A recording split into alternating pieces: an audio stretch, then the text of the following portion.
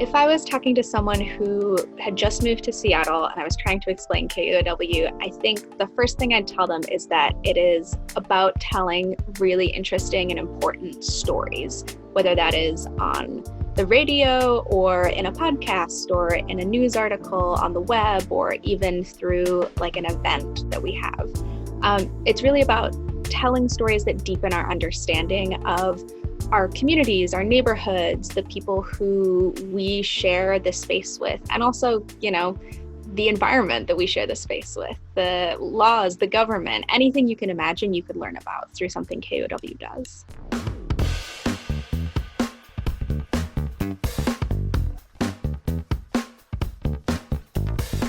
Let's give this a try. In 3, 2, 1. Radio to me is just one of those mediums that cannot be replicated in any other space. Not online, not on Twitter, not even through print. You can do your best to capture somebody's quote, but the tension when they are nervous about a question, or they're frustrated, or they're really, really excited about something that they're sharing with you, there's nothing else that can mimic that quite the way that someone's voice actually holds. So using radio to bring you people's literal voices is something that nothing else can do. So we have a tradition at our house, usually in sometime around 6 o'clock or something like that. It's time to just cook dinner. And what we do, we always put on KUOW to listen to as we're preparing dinner. And the thing that makes it so compelling is so intimate, right? Because you are inviting whoever the people are on the radio, the hosts, into your home. We're inviting them into our kitchen, and they're with us as we're preparing all of this. And if it becomes a habit, then these people are in your home every single day at the same time. They become part of who you are, part of your life, part of your routine. It's so incredibly intimate. So we're developing this relationship with the people that we hear on the radio on a regular basis. And that's just something that I don't think can be replicated through other mediums. And if you're listening through headphones, for instance, in the morning, if you're taking a walk, it's the same thing. It's so incredibly intimate. And that's why it's so beautiful. Radio is the best medium. Radio is the medium that creates the picture with sound. It goes right into your ear. It's the most intimate way to experience the world. Video gives you so many things to look at. You can look here, you can look there. The mind, the brain can focus so much more clearly on the content when it's being delivered in this very intimate way through your headphones, through your speakers. It goes right into your head. And when we do radio right, when we do radio at its best, we're bringing you that audio picture. The sound of the water creates the image. I've been in radio now for about 42 years, and the changes have been incredible over those decades. When I started in radio, NPR was just beginning. So the whole idea of public radio and kind of extended storytelling and what you're able to hear every day on radio stations across the country didn't really even exist. So that kind of came into place. NPR began and then also began to grow and attract stations like KUOW that were college stations who were broadcasting college lectures, et cetera. And suddenly the network wasn't just national, it was all over the country from stations like ours that were presenting news and information. And then as we got to the digital age, that's when the giant change took place. I really remember when Real Audio started to put audio on the internet. It was so amazing to be able to hear things on the internet. It sounds very commonplace now. And then of course, for myself, who has been doing radio for so long, old radio is on audio reel-to-reel tapes. But now radio is consistently available and available on the web. The idea that a radio show doesn't just vanish is kind of still amazing to me. It's still there, it's archived and continues to exist. And of course today, the reach of public radio and the reach of KUOW is so much further than it ever was in the previous decades. The changes that I have seen in the 25 years that I have been in radio are enormous. We can put things on the radio a lot more quickly. We can get information out a lot more quickly. It used to take me an hour to load in tape that took me an hour to record. That's just not the way it is anymore. The benefit of that is we can get you information quickly. The drawback to that is that we don't often have a lot of time to pick apart the information that we're delivering, which makes KUOW reporters essential in this equation because they understand their beats, because they are not starting from the beginning every single time there's a breaking news story. You can rely on them because they've been there, they have the history, they have the experience. KUOW is much more than just a radio station. We also make podcasts. We have an incredible team of folks who report just for the web. We have a photojournalist. We do events. But the thing that all of these things have in common is they're about deepening your connection and understanding with your community, whether that's through meeting new people at an event, finding an interesting cause that you feel like you want to engage with, or just literally meeting characters in stories and learning the stories of what's happening in your community and communities around the region. KUOW is a lot more than just the traditional idea of public radio. We have more resources, delivery systems. We focus on accuracy. We have a two-way communication. It's not just broadcasting out. We ask the community to communicate with us. And we've got a great history of being a station that's been on the air for almost 70 years. KUOW is local, and that is incredibly important because if you follow the news industry at all, you see that newspapers in small towns and small media outlets are just going out of business. If you look at the total number of reporters available covering local news, it's declined precipitously. So KUOW is a local station devoting the kind of intense resources we do with our reporting staff, with the record, with our web staff, with what we're doing in podcasts and what we're doing online. It really focuses an emphasis on where we live. And it's really important that we not just be able to get media sources telling us what's going outside the area.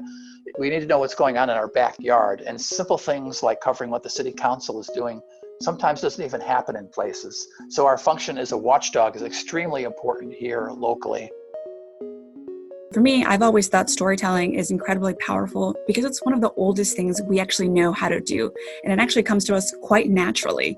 We love telling stories, whether that's our grandma and, telling scary stories, whether that's recipes, whether that's when we gather around a fireplace and talk about how things have been or what we imagine the future could be. That's all storytelling.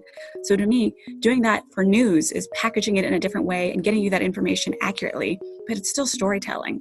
So to me, really, we're just participating in the longest tradition of humanity, really. When we hear a story about someone that we would never kind of encounter in our own lives, whether that's a fiction story or like at KUOW, a real journalistic story told in their own words and being able to hear their own voice, you really get to walk a couple steps in that person's shoes and empathize with them in a way that is much harder if you're just given kind of disparate facts about someone. It promotes understanding, it promotes perspective, and it gets us to sometimes wrestle with some really difficult ideas in a format that is as ancient as humanity itself. So here's a great example. This morning, I listened to this story about somebody who's older than me, who is Asian, and who was talking about his thoughts on what is happening right now, especially with all the protests for racial justice. And he got to a part where he's telling his daughter, "I am not afraid for me, I am afraid for you." And that is the moment that I was immediately hooked, and I was immediately able to empathize because I have a daughter as well. So here's this one story that gets two entirely different people, an Asian man from Hawaii and a Palestinian immigrant, and we are sharing the same exact moment. That's what storytelling does. That's why storytelling is so important. It's kind of funny, but I always knew I was going to wind up working at KUOW. I remember being a sophomore in the communications department at the University of Washington, and I remember seeing the glass door to the KUOW studios. I think it was on the top floor. I can't remember, a little fuzzy because I'm much older now, but I remember as I would leave class daily, I would always just kind of catch the KUOW studios out of the corner of my eye. I don't know what it was back then, but I do now. The station is a collaboration of some of the sharpest minds I've ever worked with.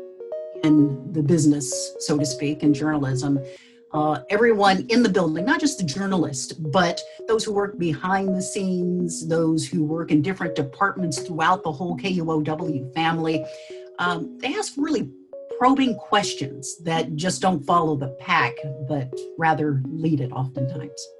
Well, it's really simple. The work that we do in our department, in our community engagement department, is all geared toward lifting up the voices that are seldom heard and telling the stories that are seldom told. And I can't think of a better way to spend my time than lifting up these voices. Just take what is happening right now. Take all of the protests for racial justice. Look at all these incredible stories and incredible voices that have been struggling for decades to make their voices heard and to tell their stories. And if we, as an organization, as a radio station, are able to give people that platform, I just can't think of anything that is more fulfilling. It's beautiful. Working in public radio has really given me the ability to be a part of history in some ways also. I remember when the Nisqually earthquake hit Seattle back in 2001, Steve Scher, my colleague, was on the air, and all of a sudden KUOW was thrust into a situation where we had to broadcast continuously, and going on the air that afternoon and talking to people about the earthquake. And later that year, coincidentally, 9/11, we did a special broadcast at 2 o'clock, and for the first time we had a local program kind of taking feedback and phone calls from listeners. And it was sort of like we were all there together in this horrendous moment. And it was extremely personal because all the facts were being covered by NPR and other programs. So it was like, how are we reacting to 9/11? And it reminds me a lot of what we've been going through since COVID-19. KUOW is kind of there for you with this immediacy that you've never kind of heard before. I work at KUOW because I like to make things that people love. And that might feel like a strange word to use for the media because oftentimes we're reporting on things that are horrible or that are really challenging for people. But I think there's a way to tell those stories, even those challenging stories, in a way that is engaging and that has people really thinking about the world. And that experience is something people really enjoy. And I mean, we get to have fun and, sometimes talk about baby orcas or dumplings or whatever it happens to be on a given day that is lighter, and we can walk along with people in their lives. And especially right now, I think that's something people really need. Make sure you check out the link in the description to learn more about how you can celebrate National Radio Day with us.